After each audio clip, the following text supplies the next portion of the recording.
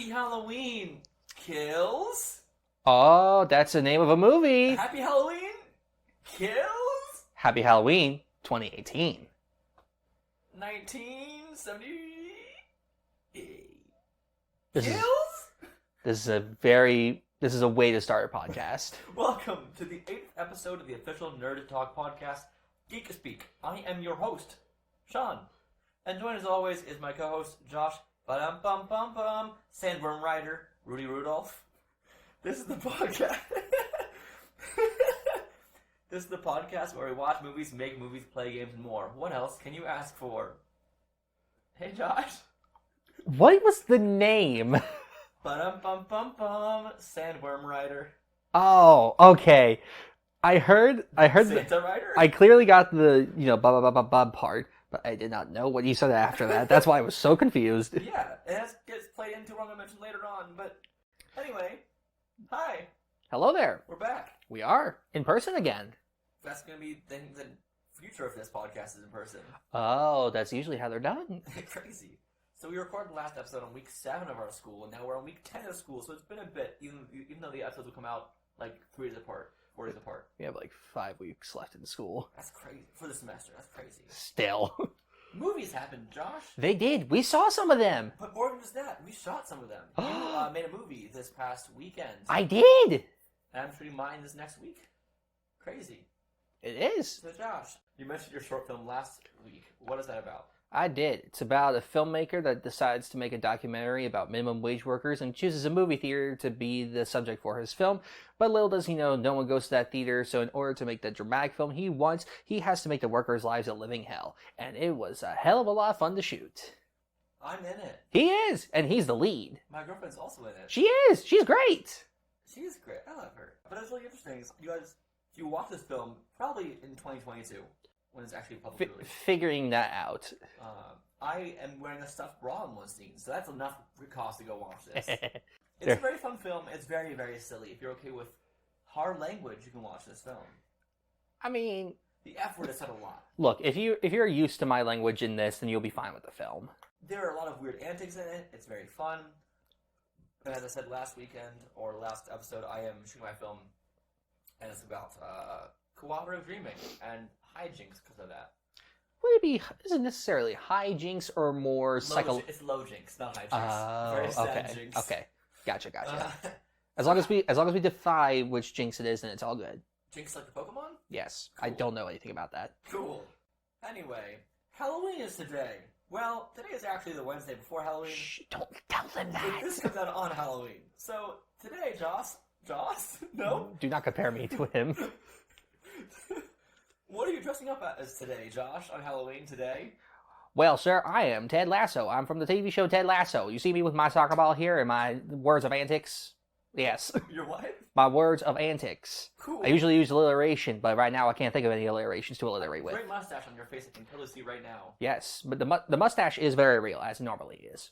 So, on Halloween Day, which ends on Sunday, but today's Wednesday, I am going to be Shaggy Rogers, my girlfriend's going to be Velma. Velma has a last name, I can't remember it. Dink? No. Well, hold on. I'm going to Google Does she have a last name? Dinkley? I think it's Dinkley. Velma Dinkley, yes. Alright then. There's Norval Rogers, so that's Shaggy Rogers. There's... What's Daphne's? Daphne... Hold on. There's two. It's Fred Jones, Daphne... Hold on. Daphne Blake, that's right. I'll be Shaggy, and we're going to be Velma, really fun. We're going to go to a haunted trail on Halloween night. Ooh. And then back here, we're all going to watch Beetlejuice or something like that. Ooh. Yeah. So, we also have news again, Josh, because we're back to news. It's the news that's happened since last recording. News never existed until we talked about it. No. News has all stopped. The world has stopped until we were ready for it to start again. Exactly. But before news, normally we talk about a Disney Channel or a movie. And at least for right now, we're going to put on there as our own episodes, like our own little mini, 20-minute episode instead. See how that works. They might come back into the episodes again later on. We'll find out. But right now it seems easier to record them after we record these episodes because they take extra time to go out and out of our way to go do. And that episode will be about Halloween Town, because it's our Halloween special for 2021. Well, which Halloween Town, Sean? Because we've already talked about the first. 2, Josh! But what's it called? Is it not called Halloween Town 2? It's Halloween Town 2, Salazar's Revenge. No, Calabar's Revenge. Yeah, Star Wars like the Chamber of Secrets? Yes, it was the crossover that no one ever expected. Okay. Whew, that's weird. So Disney Channel original movies are watched because you're seeing how the biggest media company on Earth caters towards solely children with a large sample size over a short period of time. That's actually why this podcast was originally started, the idea of that. So well, it was more the idea of let's lose our minds to watching all the Disney Channel movies. Right. And they definitely rate in quality, and they're all like at least somewhat fun, and children will be entertained by them. So definitely check out our talks on that. The one that came out last will be the 13th year, and the one that comes out next is Halloween Town 2. Calabar's Revenge, you said? Not Salazar Slytherin's Revenge? Correct. Cool. They will be put back into main episodes maybe at some point, but for now, time will tell. Alright, Josh, here's a question I have for you. What is one positive movie experience that you've had since we last recorded in July until our last episode? One positive movie experience? Yeah, that we've not like seen together. So from July through our last recording. So that we haven't seen together. I genuinely loved watching Free Guy. That was a great one. It was a lot of fun. I also could not get Bo Burnham's Inside out of my head, and I watched that in July.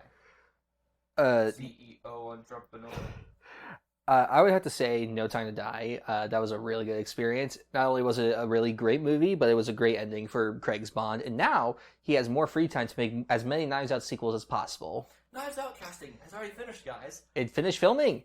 Yeah, it's crazy. We talked about casting months ago, and now it's done. The movie's finished. Crazy.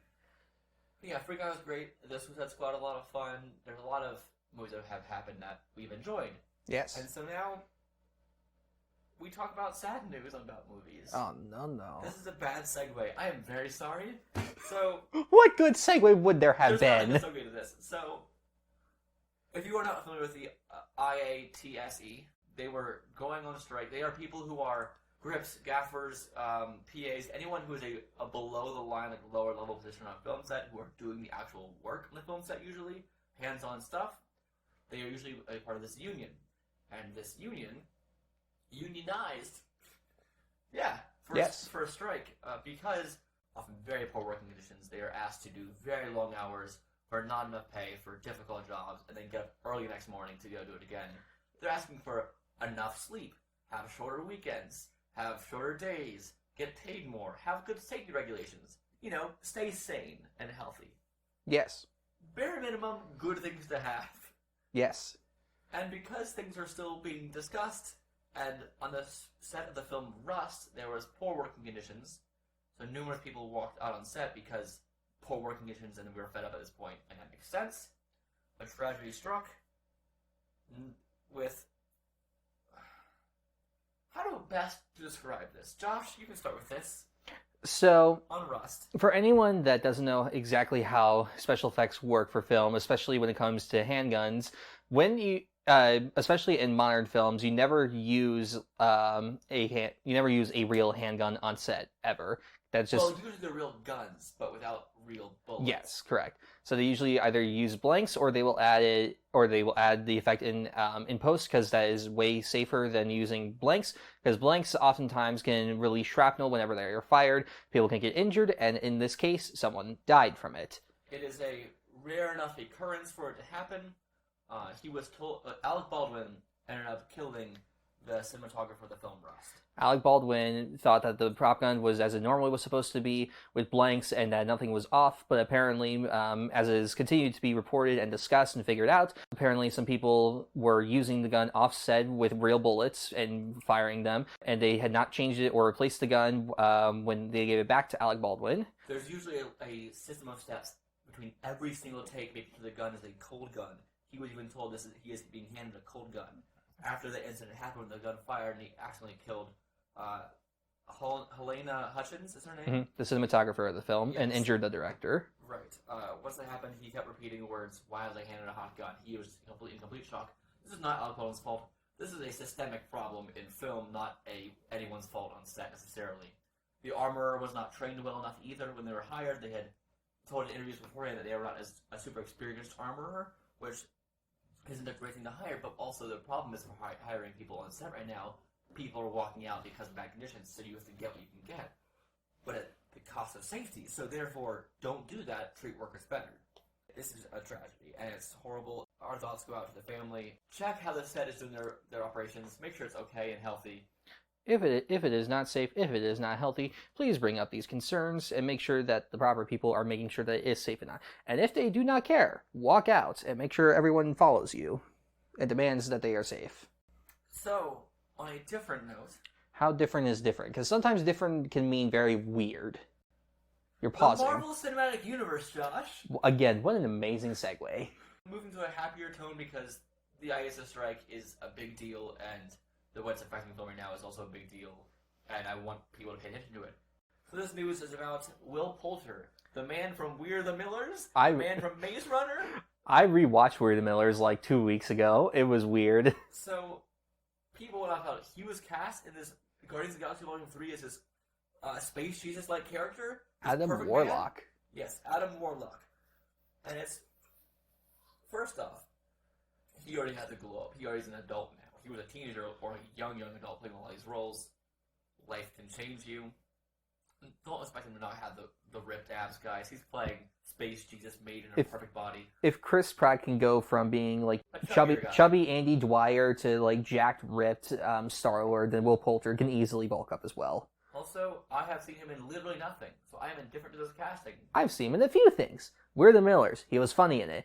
Black Mirror Bandersnatch. He was good in that. Bambi. Yes. Bambi. The Rock was SNL sketch? Yes. The movie Detroit. Fucking incredible in that he was horrifying in the best possible way, and he easily made that movie so great. And I was pissed that he did not get an Oscar nomination for it. What I think is really funny about this is people who have never read a single comic in their goddamn lives have complained about he's playing Adam Warlock. You don't even know who Adam Warlock is. Like, it's crazy to me. Like, I know who the character is because also he's a big part of many Marvel comic events from, like, the 70s-ish onward. But people who just saw that one teaser of Guardians 2, like, look, it's Adam Warlock. I know everything about him now. Like, I pretend to know I know things about comics, but when I was 12 and Avengers came out, the post-credit scene, and it was Thanos, I was just like, who was that man? Who was that? That's Kang the Conqueror, right? Oh, okay. So, Josh, yay or nay? I give that a yay. Indifferent yay for me. He's got cool eyebrows. They're running away from him. They're like trying to leave his face. Anyway, DC Fandome! Wild! So much news! Oh yeah, that was a thing.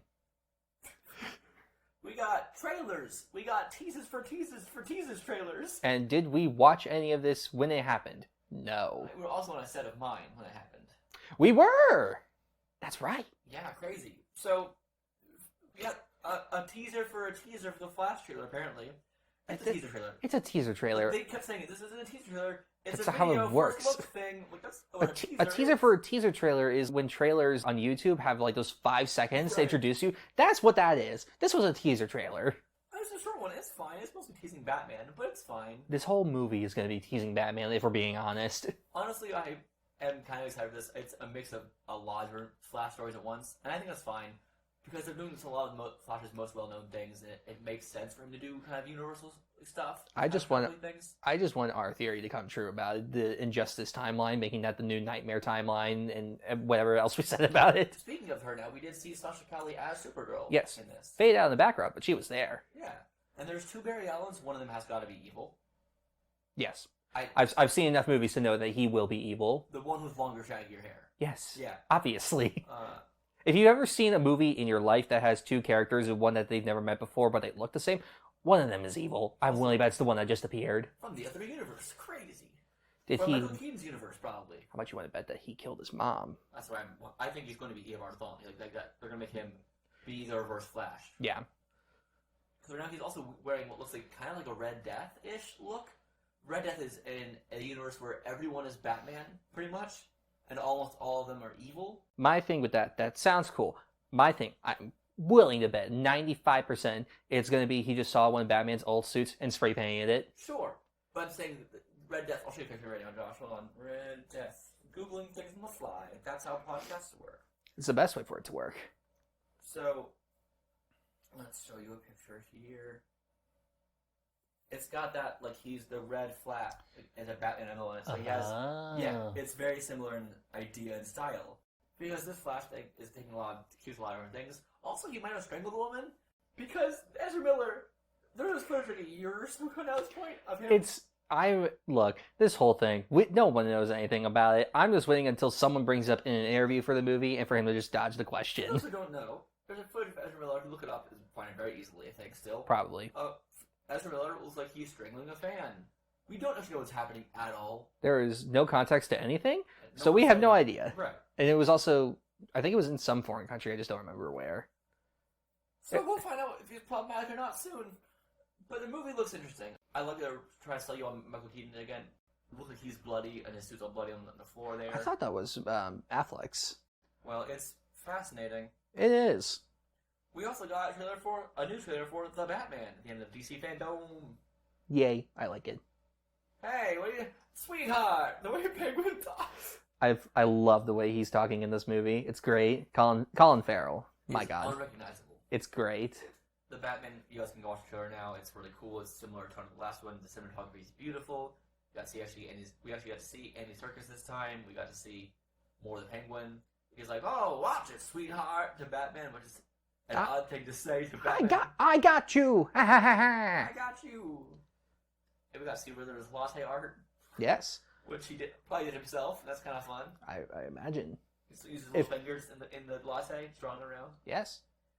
Cool. Yay or nay? I give it a hard yay. Yay and Flash trailer. Yeah, why not? Yay. Yeah. It's got Michael Keaton. That's always fun. We got to see Ben Affleck again probably eventually. At some point. For probably like 5 minutes. We got to see a Black Adam first look where he just zaps a boy. He disintegrates a man, which is all I wanted from this movie. I wanted if he was going to play a villain like Black Adam, I wanted him to actually be a villain, and he just straight up disintegrates a man with his bare hand. He's also a bad guy like he's disintegrating. Black Adam is also a villain, but sometimes an anti-hero. But then if you're setting him up like that, then what's the point of him fighting Shazam? Right. There's a whole team of superheroes to fight him in this one movie. I think that he's set up himself as the main villain. And from the way that The Rock has been talking about the film, I'm willing to bet that's what the case is. The high hierarchy of power that change. It's about drive. It's about power. I love that one tweet that someone said, like, what is Shazam going to do when he fights Black Adam? And Dwayne Johnson replied with, not a fucking thing. Yep. It's great. I'm excited. Also, other things happen at Fandome. Moving on. Bisexuality, Josh. It's a thing that people are. Crazy. Like, a while ago we got about Tim Drake coming out as bi, which, duh. But what doesn't make sense to me is they announced a Superman character being bisexual. I think it's funny watching things like Fox News saying, Clark can't be bi now. First of all, he's fictional. Second of all, he's an alien, so is it kind of bestiality anyway if he has sex with a human? And third of all, it's the Clark Kent. It's the different Superman. It's his son, Jonathan Kent, who, sure, why not? People always say, don't turn characters bi, make new characters. This is a new character made about 5 years ago. He was introduced as a child, has to grow up and come out. That's a very natural way to do it. That's how it's supposed to be done.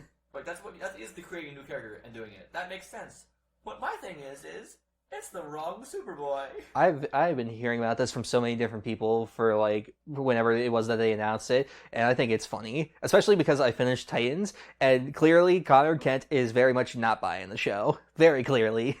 Neither is Tim Drake probably not so much either yet, but it's been like 2 seasons probably or something. He's been in a few episodes. He hasn't done anything. No one did anything in the show. Take someone and got invited to the Titans. Okay, here's my tiny little rant. Nope. Tiny. I wrote it in for you later. Oh, never mind then. I'll save it for later. Okay, so Tim Drake, it's odd because Connor Kent and him flirt a lot, and Connor Kent also his generation's Superboy, like they're the same generation of sidekicks. But also, Jonathan Kent has a book out, and Connor Kent does not. That's probably the only reason why, is because Jonathan Kent is being written currently in continuity. I took it has a book out, like that Jonathan literally wrote a book.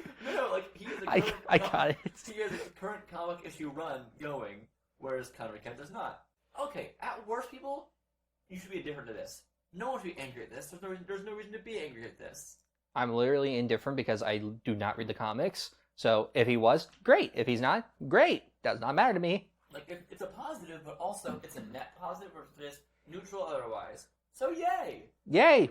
More diversity and making queer people represented. Love it. So, speaking of Tim Drake, Josh, the show Titans, which I talked about before a few months ago, about the trailer, has now finished. I've watched none of it. Josh has watched the entire season 3. I hate... You have 1 minute to write about your best things or worst things in it. Go. No. Okay. Tim Drake gets called on to be on the Titans after doing 1 kick and 1 punch, both that he said that he got from YouTube. Dawn comes back from death from electricity, and she lashes herself up to electricity and does not die at all. Dick Grayson dies at one point, has a weird moment of where he's Joker beating the shit out of Jason Todd. Makes no sense, doesn't do a single arc. No one has any arcs here. Nothing makes any sense. Superboy could easily find out where Scarecrow was and end it all, but no, it takes 13 episodes to figure that out. Also, Red Hood storyline. They completely fuck it up. None of it matters at the end. Batman crowbars Joker, and he tries to commit suicide, and it's never mentioned.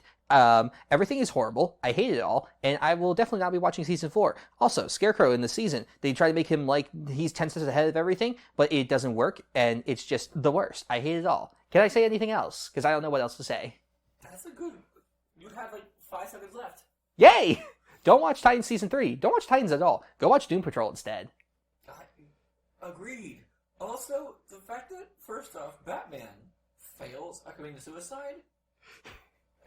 First off, hold on. Please, if you're ever struggling, call a hotline, get some help, get some therapy, get some medication, something to help yourself always. Take a day off, relax yourself. Mental health is very important. But Bruce Wayne, with the way he is, should not fail at it. He just... Doesn't Donna Troy stop him? He goes to like the secret Wayne Manor in some other country that no one apparently knows about, and he just pours gas everywhere. It's just gonna light himself up, but he gets himself knocked out from the overwhelming of the fumes and everything. Donna Troy just shows up out of nowhere after she comes back to life. I don't know how, don't know why. It's never explained. She saves him, and that's it. We don't see him again until the last episode, and it's never brought up again. Also, from what I've heard about Titans, based on the fact that Bruce Wayne kills the Joker, there is zero reason for him to even exist as a murderer or Red Hood at all, because the entire story hinges on the idea that Batman will not kill Joker.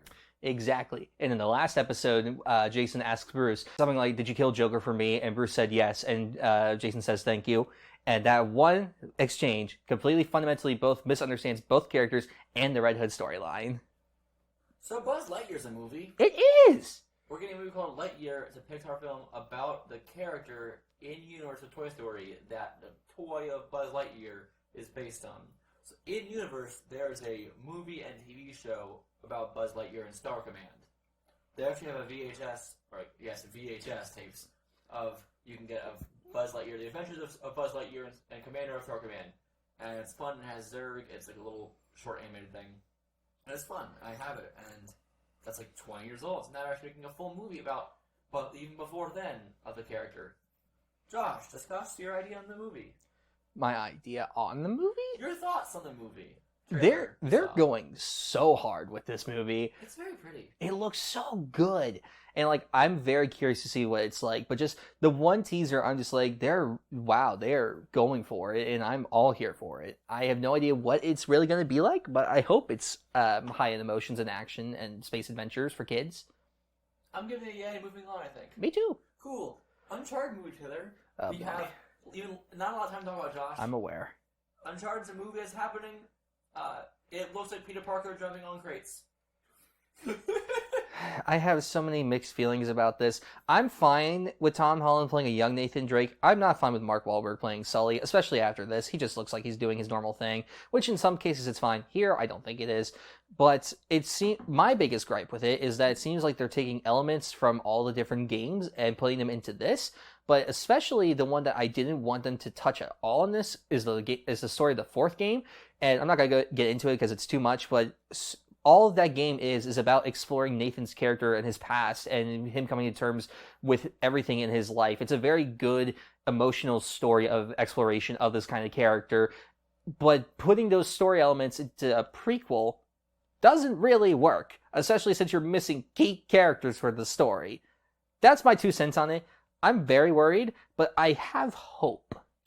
If nothing else, it looks like potentially a fun adventure movie. Yes, if nothing else, it looks like the action's going to be fun, and it seems like that everyone had fun making the movie. Like, the stories of the first 3 games, they're not that complex. It was more just the fun characters and fun set pieces is why it worked. The 4th game is the only one that really actually explores the character and has more to its story than before. So, who knows? I'm giving a yay. Big Josh said. The face that you were giving, you were just like, do I say it? Do I say it? I have not played a single Uncharted game, so I'm giving it a hearty A because it's a perfect adaptation of all of the games combined. Anyway, moving on. Movies have been delayed again. Which ones? Lots, actually. Oh, right. So, one thing is, Indiana Jones 5 has been delayed to 2023, and they're shooting it now. It's going to be 2 years after they shot the movie that's going to come out. And he's already so old. He's already so old. He's already injured himself making the movie. I keep saying that this should not have existed. I love that James Mangold is directing it. I hope that he brings a lot of what he did with Logan onto this, but I really don't need this movie. All the other moving things that I have on the list here are Doctor Strange in the Multiverse of Madness was moved from March 25th to May 6th. Thor: Love and Thunder was changed from May 6th to July 8th. Black Panther: Wakanda Forever was changed to from November 11th to July 8th. Moving the Marvels to 2023, and Ant-Man and the Wasp to July 28th, 2023. Also, I'm calling it that because Quantumania has a logo now, and it's just a bunch of circles. There's gotta be a reason for it. Now I understand what letters mean. There has to be a reason for that we just don't know because we haven't seen the movie yet. Hopefully, the trailer will explain it. That's the hope. Cool. It's just new. I don't have a yay or nay on that. It's happening. My theory on it is because of the strikes. They're like it's a contingency plan for in case the strikes go on for a long time, so they want to make sure that they still have a good release schedule. Yup. Also, there's Guardians in the Galaxy. A game came out of the Guardians of the Galaxy that Josh just bought today. I bought it. I got to play 5 minutes of it, and I wanted to play more of it before we started this, but Sean said no. He denied me the chance. So all I can say is that so far, the game looks pretty. It looks good. It does look pretty, doesn't it? He'll give you an update next week. Yes. Hopefully by then I'll beat it. Also, other games exist. Yes, I played some. There's a game called Multiverses coming out. Don't know. It's not a question. There's a game called Multiverses. I'm allowed to say I don't know what that is. Okay. It's a Warner Bros. Ripoff of Smash Bros. And it may go free to play. So the idea of this game will involve Shaggy Rogers in his weird god form from memes.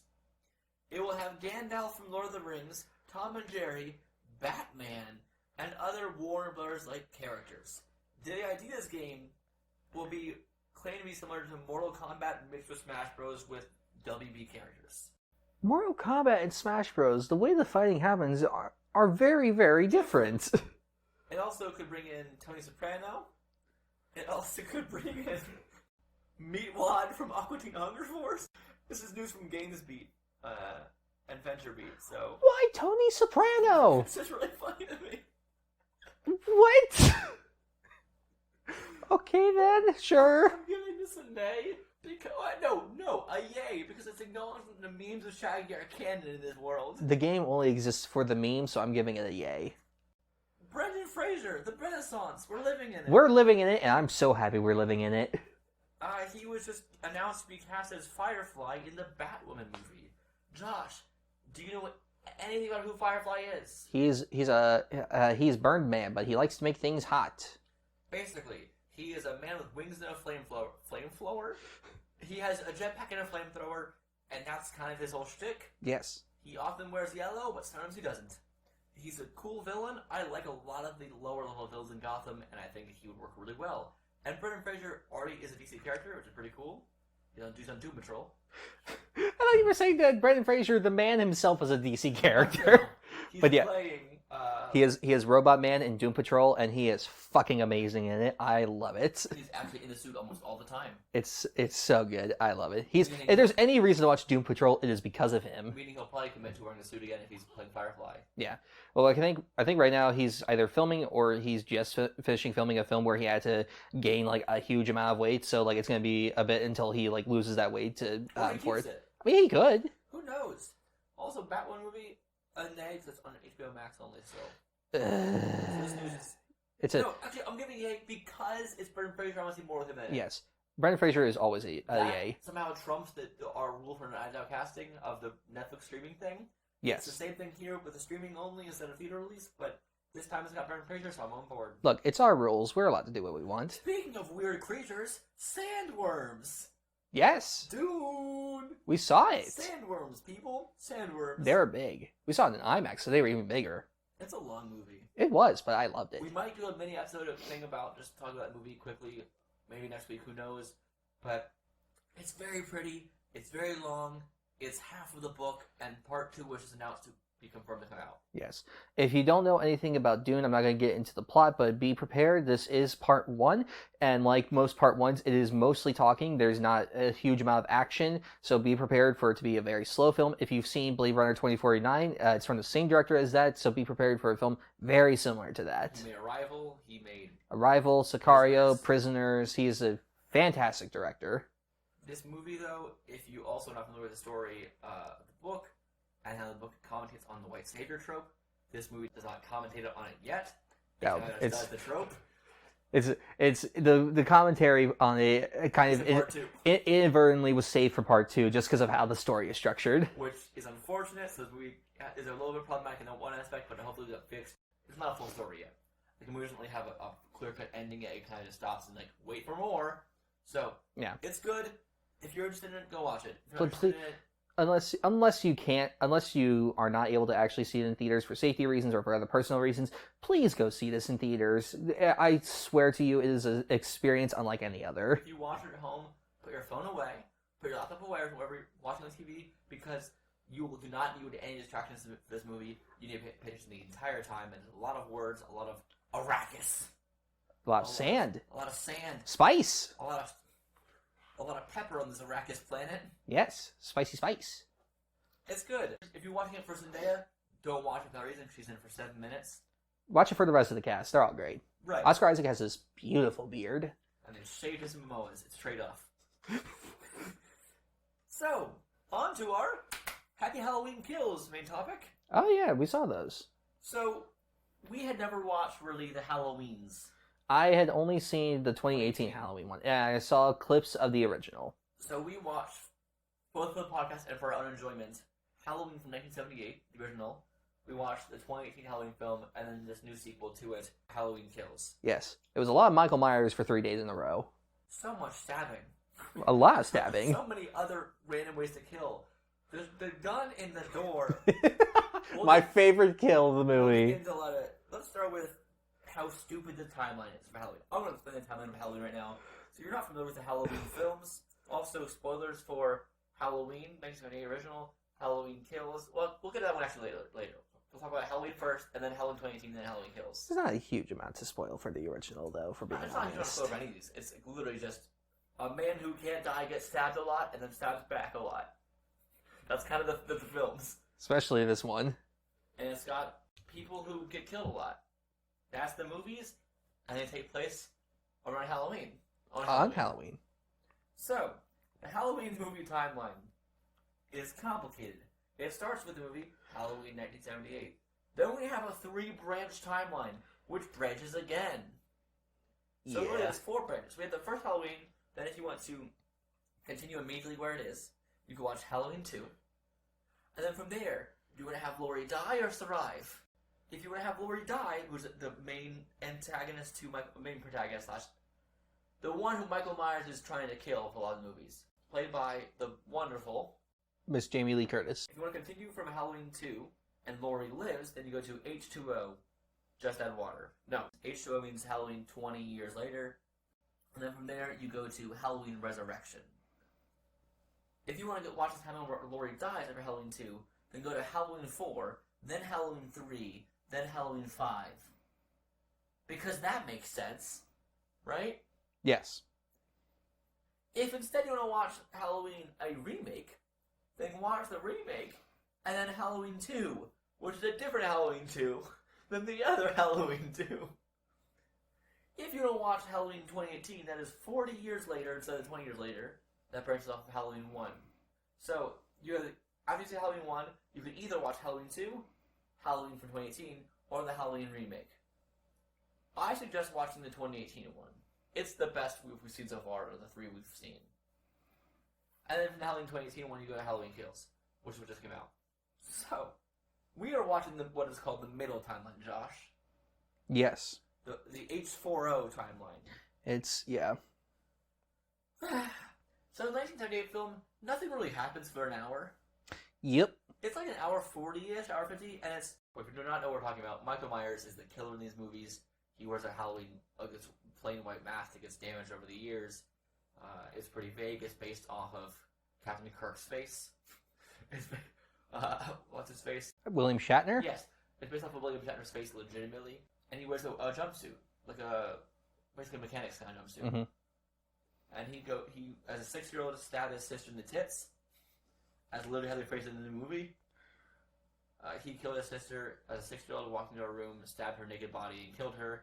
Walked out when the police went to a psych ward for 15 years. Then came back to Halloween night and murdered 5 people and a dog. And then was put in prison. And then from there, that's when the timeline branches pretty much. That's the end of the first film. Not much to spoil. There's not much to spoil. It's kind of just he kills horny teens. And there's not much of a rhyme or reason for it. He also decorates the bodies. And it's very... Yeah. It's not... He also moves a freaking gravestone. And where does he keep it? His pockets aren't that deep. They're Animal Crossing pockets. They're huge. They're Minecraft pockets. But not in the 2018 one. That one's just a car mechanic's jumpsuit. It's very weird because he literally moves a freaking tombstone to his house, but he walks it. Just kind of just go with it for most of it. Is and isn't supernatural, depending on the timeline, and we'll get into that soon. Next up is the Halloween 2018 film, which is what we watched, which is 40 years after that. And that's where it gets really good.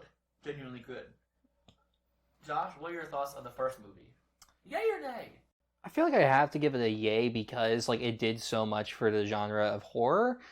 But at the same time, I want to give it a nay because it's so. Why can't I do both? That's literally the one rule we have this podcast. Fine, I'll give it a nay. I was really bored out of my mind, if I'm being completely honest. I give it a nay. Well, because there was zero goal at all for ending the movie. Things just happened, and I didn't like any character besides the one girl named Lindsay, who was a small child. It was very funny because the way the kids were written in that movie, the way the kids are written in all the movies now we've seen are pretty good. But Laurie is the one smart character in that first movie, and by smart I mean the one not stupid character. They make her smart by comparison. She's more just actually a normal person. Anyway, on a 2018 film, Josh, good movie. Yes. That one is a hard yay for me. Yes. If you have not seen any Halloween films and you watch one of the films, watch the Halloween one that came out in 2018. You don't need any other context for it. It was a soft reboot because it references the original one, but you also can just watch it how it is. This time, the main character, Laurie Strode, it's 40 years later. She has a daughter and a granddaughter who are kind of estranged from her now. They're isolated. She is consumed by paranoia for 40 years now of Michael might come back, and it's haunting and terrifying because he's still alive. He's still out there. Josh, good film? Yes. Good film. And even if you really honestly don't have to watch the original to watch this. That's what I just said, but yes. Yes. I like to make sure that I repeat things that I'm totally paying attention to. That, Josh. I'm writing an email. I'm doing my best, Julius. Thank you. Alright. Halloween 2018 is really interesting because the way they treat Michael Myers and the way they treat a lot of the characters in it. You are not bored by any of the characters' plotlines in it, pretty much. Nope. It all makes sense. It fits together. The town feels like a character. One change that doesn't make sense for continuity of the story. It makes sense logically in filmmaker world, but not in story world. So in 1978, they do trick-or-treating during the daytime. Yes. So in the first film, they trick-or-treat during the daytime, very, very clearly for budgetary reasons. Yes. They need to light it. But usually you do that for safety for the kids. Yes. And then this same town that Michael Myers went back to 40 years later, now they trick-or-treat at night. Which, again, why would you change that aspect of the town from trick-or-treating during the daytime to trick-or-treating at nighttime? Well, usually it happens, because as a kid, I would always see kids go out at, 4 o'clock in the afternoon and to start trick-or-treating, and then many would continue on until, nighttime. It's not an uncommon thing. And right. And no one knew about Michael Myers during the 70s. They didn't know that he was a problem. And even now, he's been in jail for 40 years. No one ever suspected him of breaking out. Why would this town change when you actually have a history of this? Not great. It's literally for aesthetic reasons. Yes. That's the actual reason why. Yes. Because logically it wouldn't change that aspect. Correct. I know, it's fascinating. Halloween Kills picked up the exact second Halloween 2018 ends. Correct. Which is a smart plan. Correct. But 2018 is much more concise and well put together film than Halloween Kills is. Yes. Halloween Kills is kind of nonsense for a lot of it. But Josh, evil dies tonight. They say that so much. My thing with Halloween Kills is that it seems like it's similar to like the Star Wars prequels and how it's just there to more build up for the final act, which is clearly the film that they want to tell, but they know they have that extra stuff that they need to get to for it. Like middle of a trilogy should still have an ending to that film, to any of the arcs that happen. Correct. No arc actually concludes in this film. There is, including plot or character. Correct. At the end, Michael is kind of somewhat spoilersy here. At the end, Michael is kind of captured, and then just gets away, and is in the house again. There's police everywhere, and all of a sudden, he's in the house and stabs them all. Look, if there's anything we've learned from these movies, he's great at teleporting, or walking very slow and very fast, and being very quiet. Michael Myers is the spawn of Satan, because he clearly can just either waddle or teleport. There is no in between. He is like an Enderman from Minecraft. He can either walk very, very slowly, or just teleport around. This is how we get the Minecraft movie. Michael Myers is all the Endermen. Yeah, I mean, they're all fun, in a way. Yeah. If you are okay, it's also gory, so if you don't like that kind of stuff and don't watch this, there are some very dragged out kills. Which one? Halloween Kills. It was like 3 minutes of him being stabbed and dragged and hurt. I thought it got creative. That one guy, he just like grabs all the kitchen knives and just keeps stabbing him. Just like Michael, so he's already dead. There are also families that are introduced just to be killed that are old lady and old man living together, have no effect on the story at all, and have no relation to any other characters in the story.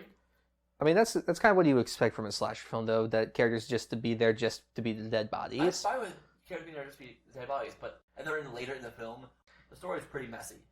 Look, if there's one thing I expect from any slasher film is there to be pointless characters just to die. Again, yes, I agree, and I'm fine with that. It's just, but this runtime is so messy and it's long, and there's just... It's not long. It's like an hour 40. It feels long because none of the stories are coherent. There's numerous plot lines.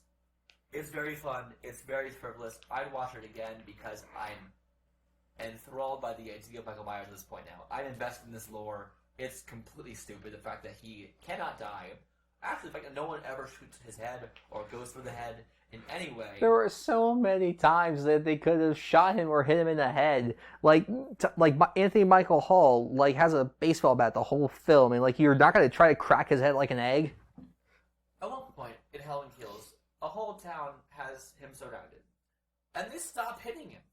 He's beaten down to the ground. Well, because they think he's dead. And then they take turns when he starts to get back up, because of course he gets back up. They literally take turns hitting him again. Start fighting together again. If they watched It Chapter 1, they would have known that beating the shit out of him together would equal success.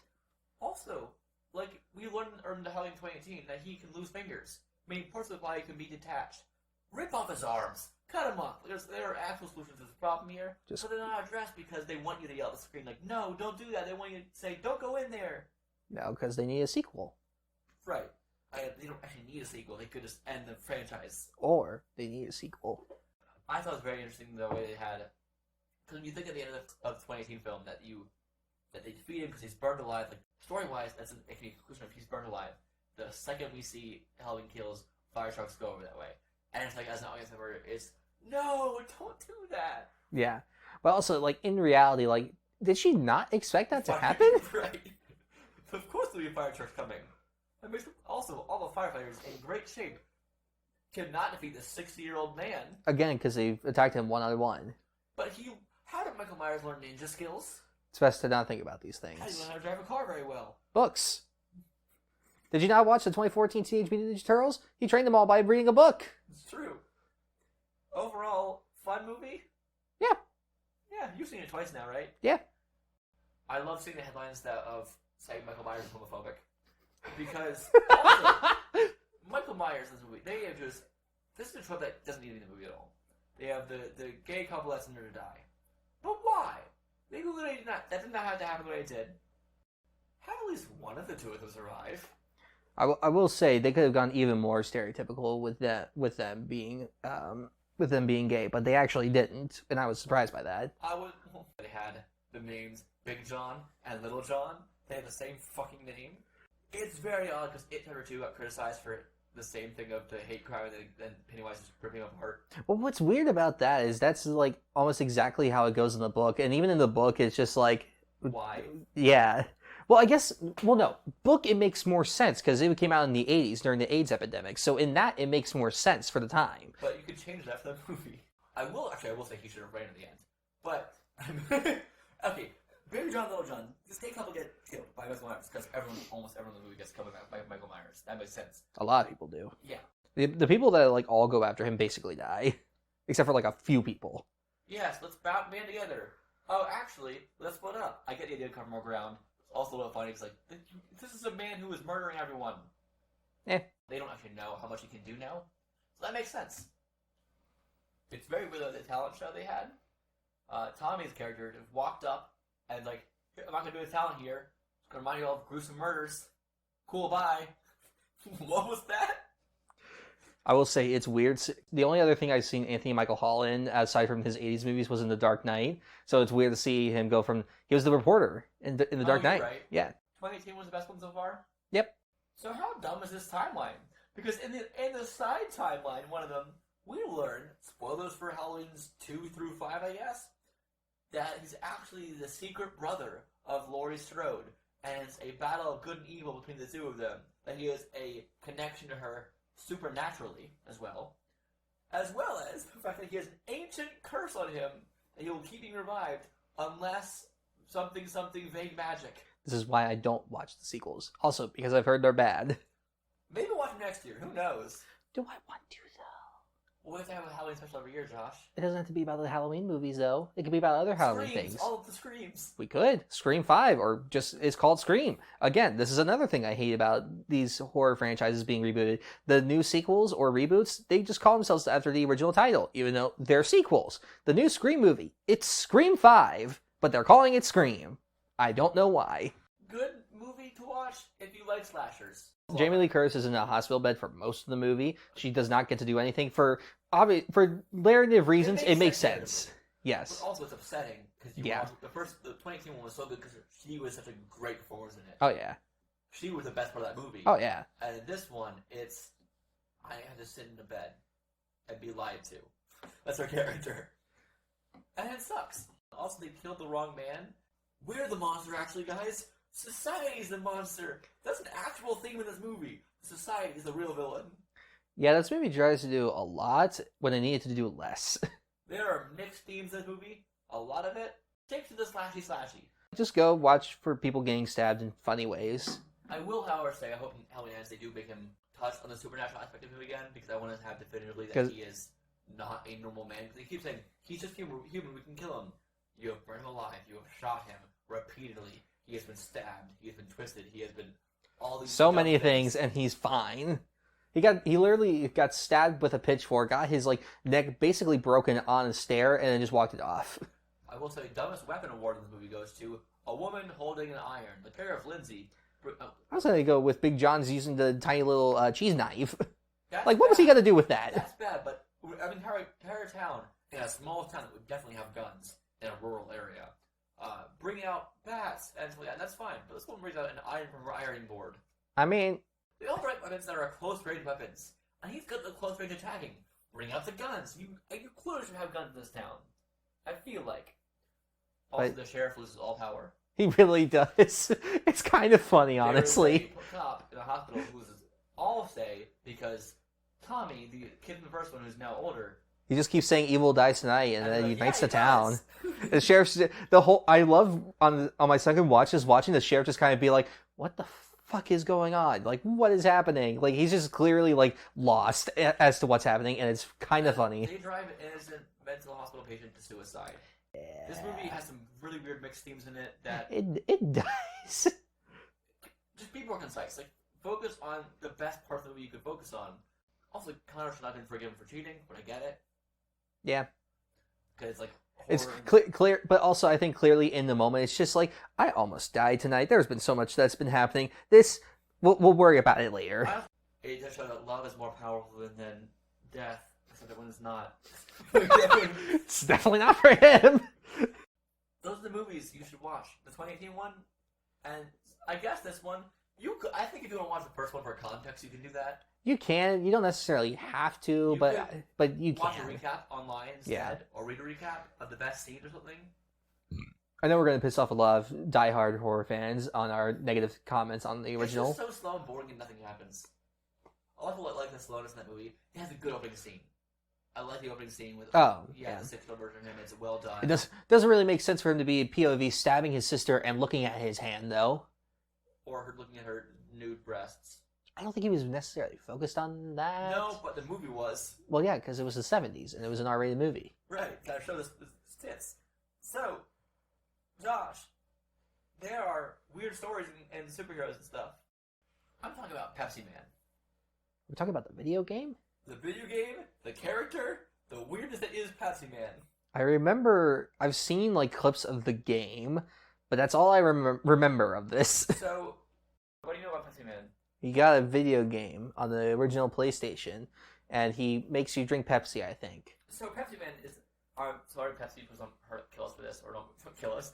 Don't Michael Myers us, Pepsi. So, it's an official Pepsi mascot from Pepsi's Japanese corporate branch. Huh. Did not know that. Me either. So, it was created around the 1990s, which makes complete sense. Yep. It was a very 90s thing. Did Coke do something similar, and that's why they did this? No, this is just a Japanese idea they had. Okay. It's fascinating, because he took on 3 different outfits, each one representing the current style of Pepsi can. How many Pepsis were being made? 3. There's original, there's diet, and what's the other one? It's like clear Pepsi. Yeah. I thought that stopped like in the 80s. And then I know they brought it back. Or maybe it was the 90s. Yeah, it was 90s. Gotcha. It was in 1992 to 94-ish. So yeah, that's where it was from. I remember when they brought Crystal Pepsi back a couple of years ago. I bought a bottle to try it. It was weird. Did it taste like Pepsi? It did, but like there was something off about it. Like just slightly off. 12 commercials were created around featuring the character. So not a lot, but like that's also a decent amount to have. Right? His role in the advertisements is to appear with Pepsi to thirsty people or people craving soda. Here you go. Drink that. Kind of like Kool-Aid Man a little bit. Yeah, but Kool-Aid Man cool. he bounces out of walls. Pepsi Man is mostly silent. He has no face except for a hole that opens up whenever he delivers a Pepsi. Wait. Well, that's horrifying. Another more minor mascot, Pepsi Woman, also featured in a few of her own commercials for Pepsi Twist.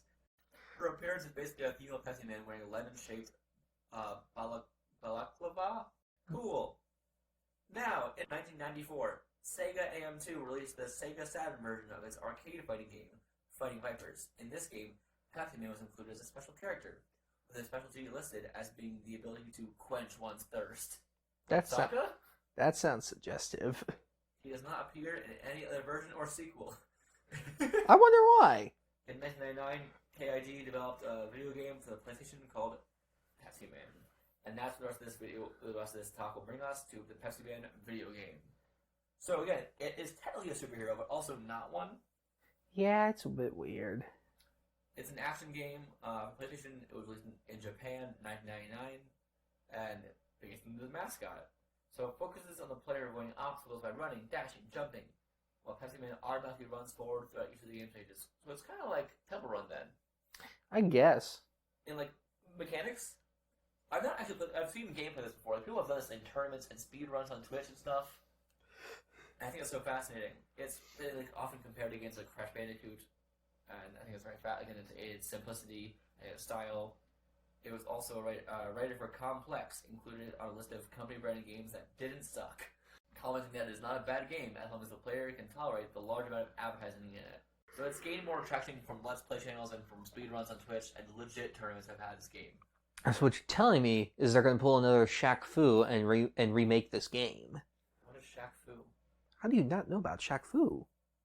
It's Shaquille O'Neal in a kung fu fighting game. Wait, I just Google this now. Holy shit. How you never heard of this? Oh my god, this looks amazing. I need to play it now. The original was awful and horrible, but then the remake it's a playable game. It was crowdfunded, I'm pretty sure. That's pretty cool. Pepsi Man takes place in 3 stages: San Francisco, New York, and Texas. Of course. In the original version of it. And then the last one takes place in Pepsi City. Is everyone Pepsi or does everyone drink Pepsi? It doesn't say. It just says Pepsi City with Pepsi branded obstacles. Okay. Everything is a Pepsi thing at that point. Every house, like tree, every car. Why does that sound like a future dystopian film made in the mid-90s? Mac and Me? What? Let's not talk about that. In some stages, Pepsi Man's head becomes stuck inside a steel drum, which inverts the controls. And in some, he rides on a skateboard, which requires the player to avoid all obstacles. Cool. Subway Surfer took a lot from this game. Yeah, I kind of did. Its reception was mixed at first. Comparing it to like Metro Cross Paperboy, it was called Super Simple. But anyway, apparently it didn't suck. The game was obsessed with America and portrays Americans as unhygienic hillbillies. In a manner that makes unclear if it was a self-aware parody or not. I hope that they never explain it. That sounds amazing. Unhygienic hillbillies. That's what his reviewer of the game said early on, so... That's amazing. I love that. Yeah. In 2011, Alistair Pinstoff of Destructo reviewed the game and described it as that. So that's very fascinating to me. I don't play the game, but I hope to God there actually are people who look like unhygienic hillbillies in this game. And I want to keep the story short, but Pepsi Man is a game and a character in the mid-90s who is very 90s. Do you know what he looks like? Vaguely. Yeah, that's right. You saw what he looks like. He looks dumb. Yes, he He's does. got a chain on his neck. He do. I'm not a fan. I mean, it's fascinating. Yes. Would you enjoy seeing more superheroes become soda? Not once has that ever been a thought that has occurred in my life, so I'm going to go with no on that one. It feels like something that would go alongside, though, in Mac and Me, that kind of idea of, look, I would watch a Pepsi Man movie solely because it feels like it'd be the same level of ham-fisted branding as Mac and Me. Yes, it would. And I've watched Mac and Me. If you don't know what Mac and Me is, audience, it is a movie about an E.T. ripoff about Coke and McDonald's. Yes. I've only ever seen clips of it, and that's all I will ever see of it. It's very weird. But yeah, that's our super story of the week, and that's about our episode. We talk about Halloween. Happy Halloween. Kills. Follow us on all those social medias and such. You can follow the NerdTalk Productions Twitter at nerdtalk_prod. Also, email us with your questions at nerdtalkproductionsyt@gmail.com. And tweet at us with the hashtag GeekSpeakPod. Or tweet at Josh. Annoy him. Spam him. Sure, why not? I've been a bit bored this week. Sure, I could always use some friends. Podcast friends. Yes. If you do a podcast or own a podcast, then friend me up. I don't really know what to do with that, but do it. What's your Twitter, Josh? J_Rudy28 Instagram, J_Rudy16. Don't ask me why they're both different. YouTube channel, Josh Rudolph. My video about the movie Nobody hit 10,000 views out of nowhere, so that was pretty neat. Also, Josh has Letterboxd. What's your Letterboxd, Josh? Nerd4Film28. And those numbers are, in fact, numbers. Yes. You can follow me on Twitter at TheHugueNerd, and I also run the NerdTalk/GeekSpeak stuff. That's about our podcast for the week. I'm excited. This is a fun time, and we talk about my sexuality, and Uncharted, and Brendan Fraser, and Shaggy as a God, as well as Halloween's. Halloween! And if you want to see the decom for this episode, it'll come out probably either the exact same time as this or the next day about Halloween Town 2, Revenge of Calabar? Calabar's Revenge. Calabar's Revenge. Alright, thank you for listening. Make sure to go and listen to the decom then. Yep. See you next time. Peace!